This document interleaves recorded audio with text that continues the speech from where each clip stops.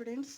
So పిఎల్ఎస్క్యూఎల్ అనేది మనకి black structure అని చెప్పుకున్నాం. సో పిఎల్ఎస్క్యూఎల్ బ్లాక్ స్ట్రక్చర్లో మనకు ఒక బ్లాక్ ఉంది. అదేంటంటే ఎక్సెప్షన్ హ్యాండ్లింగ్ బ్లాక్ అని చెప్పుకున్నాం. సో ఎప్పుడు మనం ఈ ఎక్సెప్షన్ హ్యాండ్లింగ్ బ్లాక్ యూజ్ చేస్తాము అనేది ఈరోజు డిస్కస్ చేద్దాం. So first of all define దగ్గర మనం డిఫైన్ చేస్తాము. బిగిన్ టు ఎండ్ దగ్గర మనం పిఎల్ఎస్క్యూఎల్ యొక్క బాడీ అనేది రాస్తాము. దెన్ ఎక్సెప్షన్ బ్లాక్లో మనం ఎప్పుడు ఏం రాస్తాము అంటే మనకి ఎప్పుడైతే పిఎల్ఎస్క్యూఎల్ స్టేట్మెంట్స్ నుంచి ఎర్రర్స్ అనేవి మనం ఫేస్ చేస్తామో ఆ ఎర్రర్స్ని వార్మ్ చేయడానికి అండ్ ఆ ఎర్రర్స్ని సాల్వ్ చేసుకోవడానికి మనం ఈ ఎక్సెప్షన్ హ్యాండ్లింగ్ అనే బ్లాక్ని యూజ్ చేస్తాం.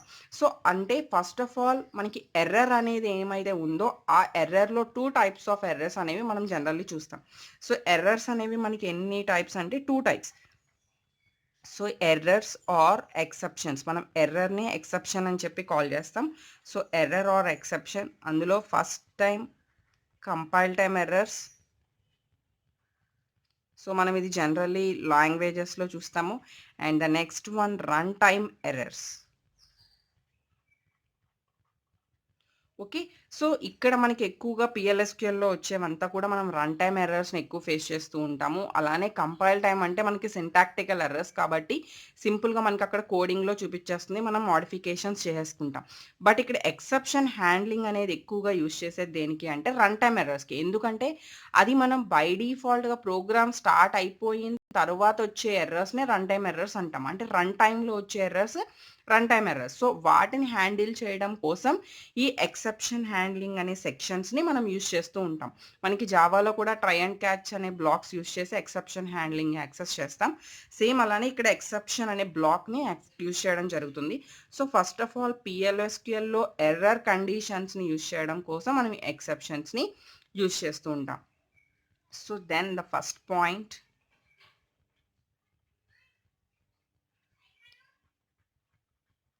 runtime errors or exceptions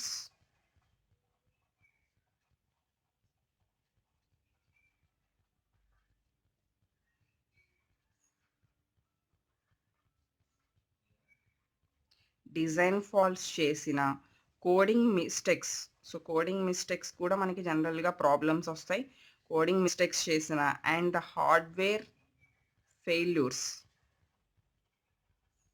ఇలాంటివన్నీ చేసినప్పుడు మనకి డిఫరెంట్ సోర్సెస్‌కి సంబంధించి మనకి ఎర్రర్స్ అనేవి మనం ఫేస్ చేస్తాం. సో ఇక్కడ ఎప్పుడైతే మనకి ఎర్రర్ అనేది వచ్చిందో so then when an error occurs,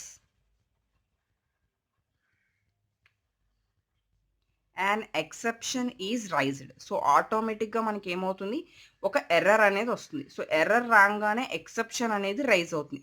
exception raise అవ్వంగానే యాక్చువల్‌గా మనకి ఏమవుతుంది అంటే ప్రోగ్రామ్ కంట్రోల్ అనేది మొత్తం అక్కడ స్టాప్ అయిపోతుంది. బట్ స్టాప్ అవ్వకుండా ఉండడం కోసం మనం ఇక్కడ ఏం చేస్తాము అంటే ఆ ఎక్సెప్షన్ హ్యాండ్లింగ్ బ్లాక్ ద్వారా ఎక్సెప్షన్‌ని సాల్వ్ చేస్తాం. So the control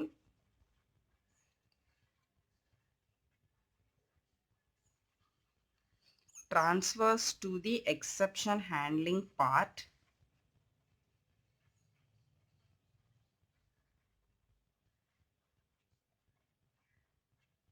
of the PLSQL block.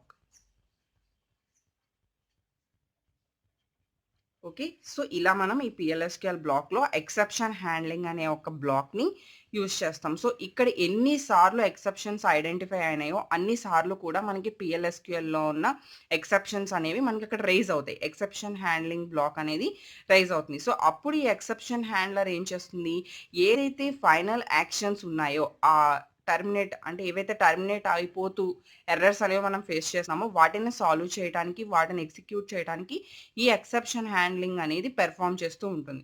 So దీనివల్ల అడ్వాంటేజెస్ ఏంటి అంటే మనకంటే జనరల్లీ ఎక్సెప్షన్ హ్యాండ్లింగ్ వల్ల అడ్వాంటేజెస్ ఏంటి అంటే వితౌట్ ఎక్సెప్షన్ హ్యాండ్లింగ్ మనకి ఎక్కడైనా కూడా ఒక ప్రాబ్లమ్ వచ్చింది అనుకోండి, ఒక కమాండ్ ద్వారా ఆర్ ఎనీ టేబుల్ వల్ల మనకు ఒక ఇష్యూ అనేది వస్తే, ఎర్రర్ అనేది వస్తే అక్కడ మనకి ఎగ్జిక్యూషన్ అనేది కంప్లీట్‌గా స్టాప్ అయిపోతుంది. అంటే వితౌట్ పెర్ఫార్మెన్స్ కంప్లీట్ అవ్వకుండా మనకి అక్కడ స్టాపింగ్ అనేది జరుగుతుంది. అలాంటిది జరగకుండా ఉండడం కోసం, కంప్లీట్‌గా అవ్వడం కోసం మనం అక్కడ ఎక్సెప్షన్ హ్యాండ్లింగ్‌ని యూజ్ చేస్తాం. So the first advantages, first point,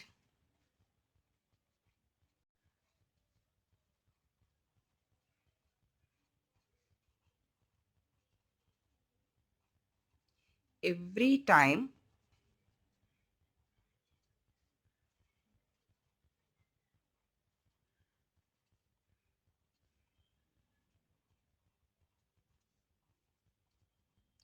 a check must be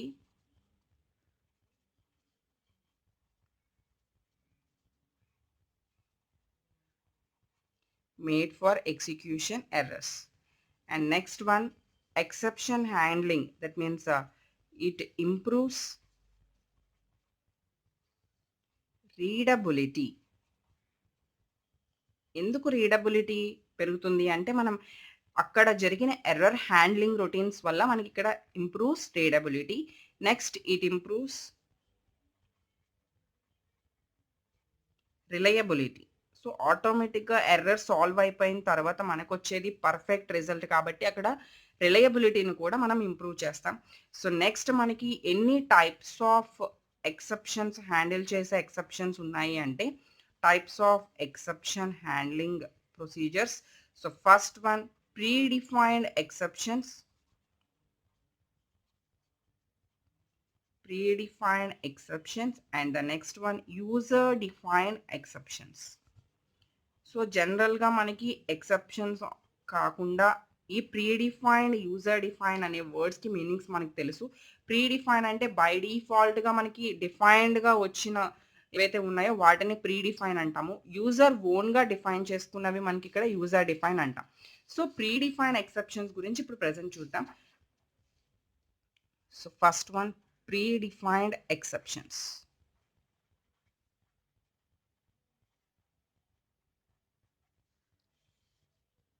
First point,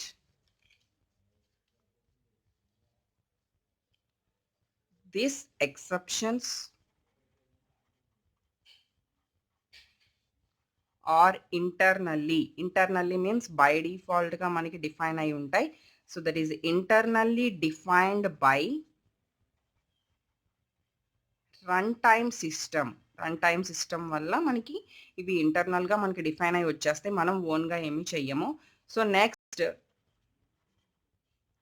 predefined exceptions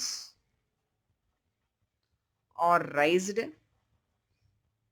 అవి కూడా మనకి ఇంప్లిసిట్గా రైజ్ అవుతాయి. సో ఇంప్లిసిట్లీ మనం ఆల్రెడీ బ్లాక్ తీసుకుంటే చాలు, అవి ఇంప్లిసిట్గా రైజ్ అవుతాయి. Whenever PLSQL programme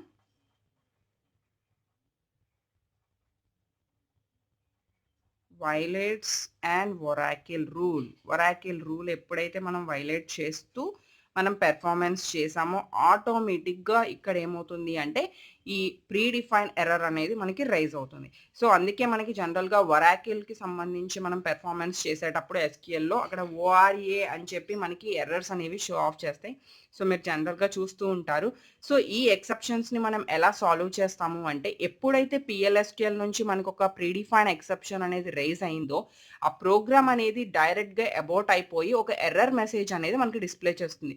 so but అక్కడ ఎర్రర్ మెసేజ్ డిస్ప్లే చేస్తూ మనకి అబౌట్ అవ్వకుండా ఉండడం కోసం ఈ ఎక్సెప్షన్ని రేజ్ చేస్తూ PLSQLలో ఉన్న ఎక్సెప్షన్ హ్యాండ్లింగ్ పార్ట్కి మనం మూవ్ చేస్తాం. సో అక్కడ ఎక్సెప్షన్ హ్యాండ్లింగ్ పార్ట్ అనేది ఒక స్పెసిఫై చేస్తుంది, ఒక స్టేట్మెంట్స్ని స్పెసిఫై చేస్తుంది.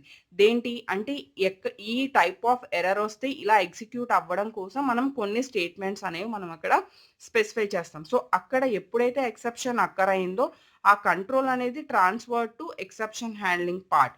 దెన్ అక్కడ మనం ఏం చేస్తాము అంటే ఆ ఎక్సెప్షన్కి రిలేటెడ్గా ఉన్న స్టేట్మెంట్స్ని ఫైర్ చేసి ఎగ్జిక్యూట్ చేసి మనం అక్కడ సాల్వింగ్ అనేది పెర్ఫామ్ చేస్తాం. సో జనరల్గా మనకి ప్రీడిఫైన్ ఎక్సెప్షన్స్లో మనం రెగ్యులర్గా యూజ్ చేసే రెగ్యులర్గా ఫేస్ చేసే ఎర్రర్స్ ఏంటి అండ్ దానికి సంబంధించి ఎర్రర్ డిస్క్రిప్షన్ మనం చూద్దాం.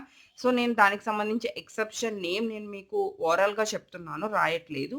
ఒరాకిల్ ఎర్రర్ అండ్ దానికి సంబంధించిన ఎర్రర్ డిస్క్రిప్షన్.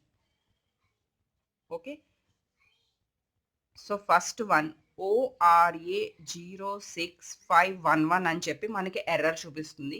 దీని మీనింగ్ ఏంటంటే కర్సర్ ఆల్రెడీ ఓపెన్. సో అంటే ఎప్పుడైతే మనం కర్సర్ యూజ్ చేస్తామో సో కర్సర్ ఆల్రెడీ ఓపెన్ అని మీనింగ్ డిస్క్రిప్షన్ జరిగినప్పుడు మనకి ఈ ఎర్రర్ వస్తుంది.